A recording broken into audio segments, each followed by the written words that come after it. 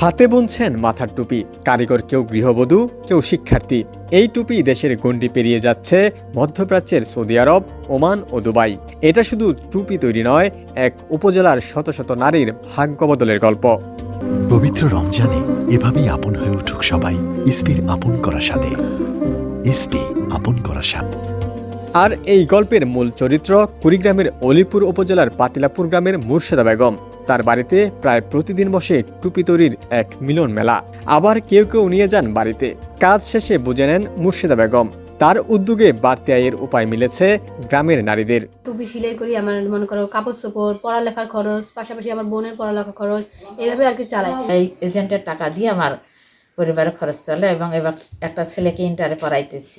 অনেক মহিলা এই টুপির টাকা দিয়ে ছেলে মেয়েকে পড়ায়, অনেক সচলতা অর্জন করছে এই টুপি দিয়ে। টুপি না সেলাই গেলে তো আমার চলে না। আমার ছেলে মেয়েকে লেখাপড়া পাইতেছি, একটা ছেলে এদের এসএসসি দিবে, মেয়ে ইন্টার পড়তেছে এই টুপির টাকা দিয়ে। শুধু বাড়িতেই নয়, গ্রামের থেত্রাই উচ্চ বিদ্যালয়ে গিয়ে দেখা যায় দুপুরে বিরতির মাঝে সুই সুতা হাতে ছাত্রীদের টুপি তৈরির ব্যস্ততা।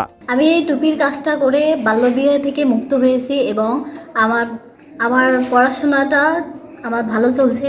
1995 সালে স্বামীর কাজের সূত্রে টাঙ্গাইলে বসবাসের সময় টুপি তৈরির কাজ শিখেছিলেন মুর্শেদা বেগম। তারপর 2000 সালের দিকে একটি প্রতিষ্ঠান থেকে টুপি তৈরির অর্ডার নিয়ে নিজ গ্রামে আসেন।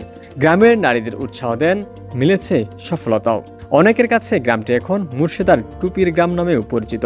গড়ে তুলেছেন নিজের প্রতিষ্ঠান নিপুণ হস্তশিল্প সম্ভার। অলিপুরের থেত্রাই ও দলদলিয়া ইউনিয়নের 80টি গ্রামের অন্তত 1,500 শিক্ষার্থী এবং প্রায় 5,500 দরিদ্র নারী টুপি বোনার কাজে যুক্ত।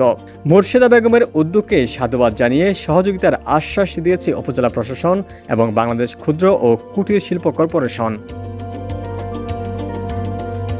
ডেস্ক রিপোর্ট, সমকাল।